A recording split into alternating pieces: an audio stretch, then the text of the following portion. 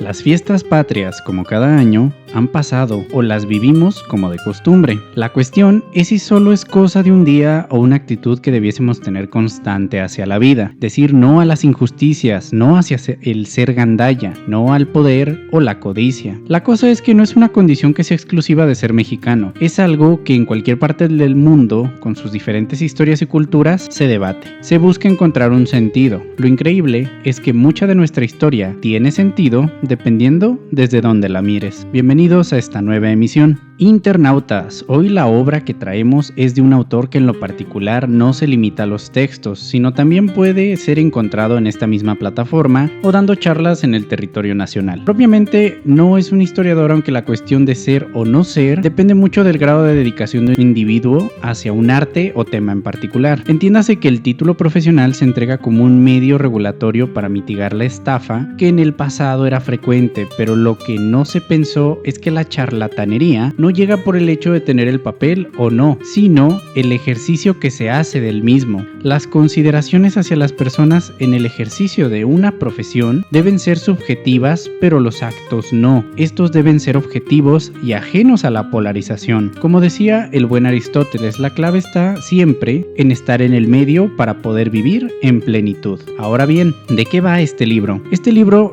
es un libro de historia de México, pero narrada por el autor, donde se mezclan los datos de los que se tienen registro con los que dan paso a la interpretación. Es una observación de las etapas que ha tenido la nación de México para su consolidación, o al menos lo que se vende como tal, sin idolatrar ni atacar. Un juicio directo y sincero hacia lo que somos y la oportunidad que siempre se ha tenido de mejorar. Este libro es ideal si eres un amante de la historia, si eres lo suficientemente tenaz para buscar algo más que un relato oficial, para cuestionarte que lo que sabes puede tener huecos que aún puedes llenar y recordarte que la historia la hacen humanos, por ende está llena de equivocaciones. De este libro decidimos extraer 6 citas que en lo particular consideramos pueden darles una buena idea de lo que se pueden encontrar en este libro. Cita número 1. En 1810 comenzó el proceso que desembocó, sin mucho plan ni proyecto previo, en la independencia. No fue la guerra entre un ejército mexicano y uno español. Fue el ejército insurgente formado por criollos, mestizos e indios contra un ejército realista integrado por criollos, mestizos e indios. Ningún bando tenía claro por qué causa peleaba, pero no dejó de ser el pueblo contra el pueblo para definir si se aceptaba o no el control por parte de la corona española. Muy pocos países, hay que decirlo, han obtenido su independencia sin violencia. Al chilazo. Básicamente es el comienzo de la historia de lo que podemos llamar como el México que conocemos hoy. Considerando eso, internautas, ¿realmente les sorprende que a veces, si no es que frecuentemente seamos impulsivos? Ahora, no nos malentiendan, la pasión que se expresa desde ser mexicano es comprensible. Lo que no es hacia qué decidimos enfocarla en la actualidad. Ahora, hablando de la población mixta, les traemos en pantalla el censo poblacional del año 1790 de Revillagigedo, que pueden encontrar en la página del INEGI. Aquí muestra, pues, la distinción de lo que en aquel entonces se decía castas por las regiones de México. Cabe decir, en ese tiempo la población era casi el equivalente al estado de Puebla actualmente en su totalidad. Como ven, había de todo, y no propiamente un exterminio como se dio con los nativos americanos en Estados Unidos con la colonización británica. Hay quienes debaten eso, pero pues es tiempo de aceptar que los pueblos prehispánicos antes de la llegada de los españoles ya no existen. No como tal, sino se combinaron, y eso pasa en todo el planeta al conectarse culturas. Negar esto es una esencia del racismo. Distinguir o señalizar, eso es ser un ojete. Que los otros lo hicieron, cierto, pero ¿por qué somos mejores replicando nosotros su modelo? ¿Saben cómo nos libramos de eso? Simplemente incorporándolo a la normalidad, sin hacer un desfile, campaña o venta desmedida de ello. Es lo que es, está genial, y a lo que sigue, mi gente, que hay problemas que resolver más importantes. Cita número 2. El siglo XXI, con sus redes sociales y comunicación instantánea, con tecnología para interconectar a todos, con cámaras y micrófonos en cada celular, con jueces autoerigidos tras cada perfil virtual, nos deja ver mejor que nunca el estado de rencor en el que seguimos viviendo. Basta manifestar una postura a favor o en contra de alguna idea, proyecto o candidato, para que cada medio electrónico se convierta en un gran vertedero de odio. Mejor no se pudo decir, no es cuestión de izquierdas o de derechas, no es cuestión de blancos y negros, no es cuestión de heterosexuales y no heterosexuales, no es cuestión de compatriotas y extranjeros, es una cuestión humana, internautas. Todos esos calificativos o suscripciones que deciden hacer de vez en vez a la causa de momento, difícilmente develan su identidad, su verdadera humanidad. ¿Por qué con tan poco buscamos definir algo tan complejo? Es un sinsentido si lo piensan y lo reflexionan ustedes mismos. Las conclusiones serán diversas, pero el objetivo siempre es el mismo, que es desarrollarnos como humanidad. Las personas que lucran de esto son mercenarios que viven de la miseria ajena, y como esos, los ha habido en la historia siempre. ¿Son malos entonces? Desde nuestra perspectiva, no exactamente. Nuestra convicción es que es muy fácil perderse mientras se vive, y eso no te vuelve un criminal. Lo que sí es la conciencia de que lo que haces no es lo correcto y decidas no hacer nada al respecto. Es ahí donde difícilmente se te puede volver a considerar como humano.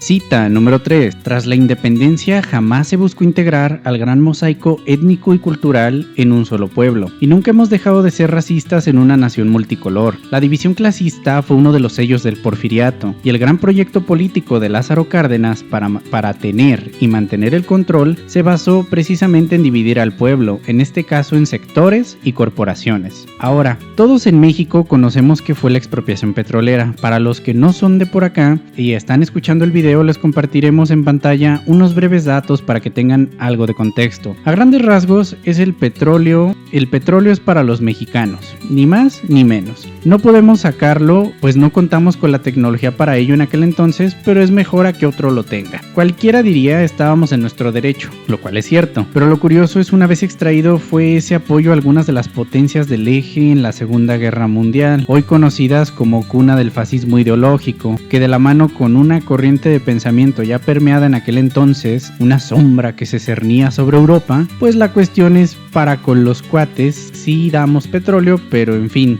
se les invita a indagar a ustedes internautas más al respecto. El artículo que ven en pantalla es solo un extracto de un ensayo que nos pareció bueno en cuanto a observaciones. Sí tiene ciertos matices, pero es como todo, saquemos nuestras propias conclusiones. Es verdad la confrontación que se menciona en el texto. La pregunta aquí es, ¿creo en la libertad haciéndote dependiente a lo que yo represento? Porque el texto deja en claro: cuido a uno de los chavos y al otro lo ignoro total, él ya está bien. Eso siempre funciona, mi gente, segurísimo. Porque no te subo a las mismas condiciones aunque eso represente dependas menos de mí. Saquen sus propias conclusiones, internautas, pero pese al texto sonar bien, es necesario cada quien piense por cuenta propia. Cita número 4. Si toda nuestra estructura económica, política, jurídica y religiosa está basada en la injusticia y nuestra estructura metodológica nos refuerza el mito y el trauma de la conquista, nuestra estructura psíquica solo puede estar muy dañada, conformada por condicionamientos psicológicos y pautas de conducta en torno a ser chingón y gandalla,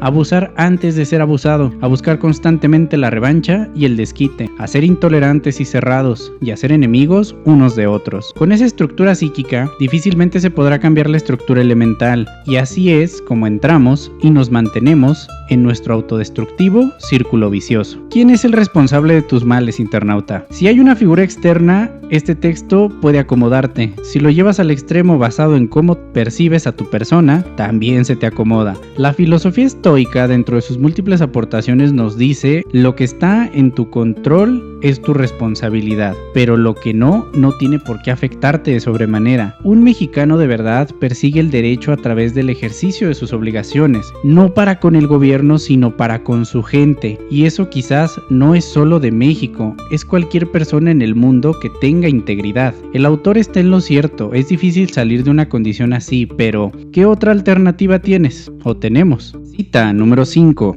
Antes de la reforma, ningún gobierno había sido estable, sólido sólido o económicamente sustentable. El poder dependía más del caudillismo que de la institucionalidad. El Estado no controlaba la totalidad del territorio ni podía hacer que se cumplieran las leyes, y las autoridades religiosas tenían control sobre la política. Sabemos que hace referencia a las leyes de reforma del presidente Benito Juárez, pero pues es difícil no conectarlo a la actualidad. Quizás es solo idea nuestra, mi gente, pero en fin. Lo del clero, eso sí ya de plano no es el caso, aunque siempre el ser humano encuentra el reemplazo en nuevas figuras a las cuales venerar, porque simplemente no le es suficiente el milagro que es el hecho de estar vivo. Ahora, un dato interesante, las leyes de reforma tuvieron lugar entre 1859 y 1860. Estas trajeron la modernidad y el modelo capitalista de Estados Unidos a México, lo cual se tradujo en industria y desarrollo, pero que cabe decir el presidente Juárez fue quien dio las bases, pero realmente quien disfrutó los resultados fue el presidente Porfirio Díaz. Seguro dirán que, pero ¿por qué si él murió hasta 1872? Bueno, lo que pasa es que como todo cambio, siempre hubo quien no estuviese de acuerdo, entonces hubo madrazos. Resumido de forma somera el asunto, siendo mexicanos. Para cuando Juárez por fin regresa al poder, que cabe decir, fueron 15 años de mandato de él,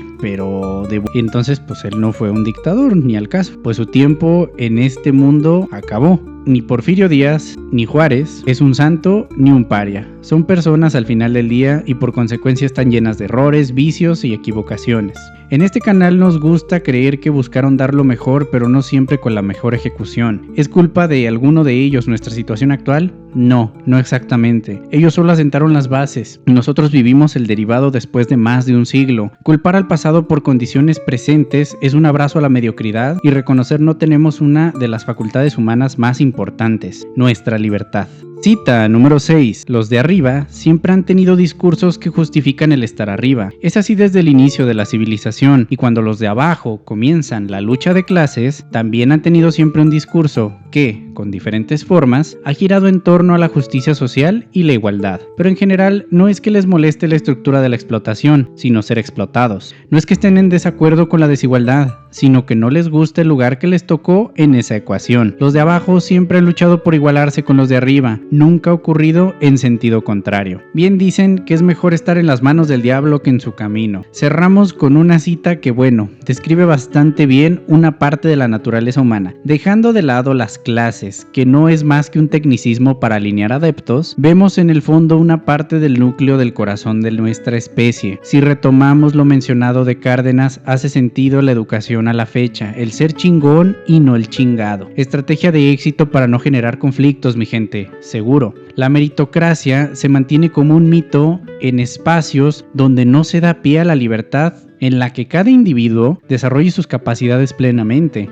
¿Habrá quien te supere? Por supuesto. ¿Habrá quien le vaya mejor? Es muy probable. ¿Puedo yo mejorar mis condiciones de vida? Sí, totalmente, pero ten claro, será todo menos fácil, pues es el kilómetro extra que no muchos suelen recorrer. ¿Algo me impide echarle la mano a alguien? No, nada realmente. Lo que sí, y no nos hagamos los tontos, hay una gran diferencia entre dar la oportunidad de competir y darle la competencia a alguien. Si tu amigo, familiar, quien sea, no tiene las capacidades para una labor importante que pueda afectar a segundos o terceros, la decisión es clara, no se hagan güeyes, mi gente. Un libro que trae muchas reflexiones, pero una conclusión muy clara. Somos una nación construida por luchadores que en una época como la nuestra debe saber cuándo combatir y cuándo no. No se queden con solo esto, lean el libro, mi gente, lo vale. Ahora, si quieren saber más de quién es el autor, quédense, que ya vamos a ello.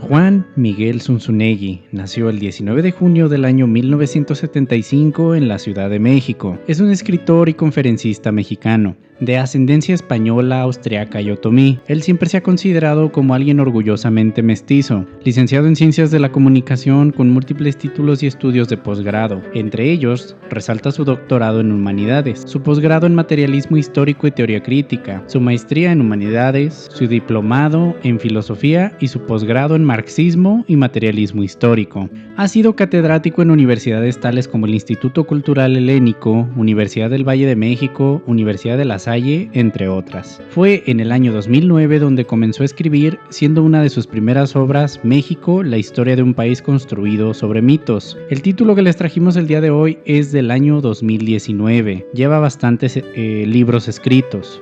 Cabe decir, existen cuestionamientos hacia la exactitud histórica o detalles en las declaraciones del autor por algunos académicos. Sin embargo, recordemos que la historia en buena parte es un cúmulo de interpretaciones, pues es imposible checar los hechos históricos al detalle sin documentos. Antes, propiamente, si algo se documentaba, era un milagro. Y no es como que hoy se haga al margen del detalle, si lo piensan. De su vida personal no hay mucho. Se sabe está casado. Y si esto no está tan a detalle en la red, respetamos la privacidad del autor. Ahora, con todo autor o texto presentado en este canal, internautas, recuerden, en este canal se encuentran con un cúmulo de perspectivas de los autores desde sus citas y las perspectivas que desarrollamos aquí. Nuestras interpretaciones, si son libres, ustedes emitirán las propias, buscarán más allá de sus autores preferidos y sacarán sus conclusiones que pueden compartir, mas no imponer. Tengan bien claro eso. Si llegaste hasta aquí, no tenemos nada más que agradecer tu tiempo. Será un placer tenerte de vuelta en futuras emisiones para poder hablar de más libros, mitos, entre otras cosas. Excelente día, mi gente.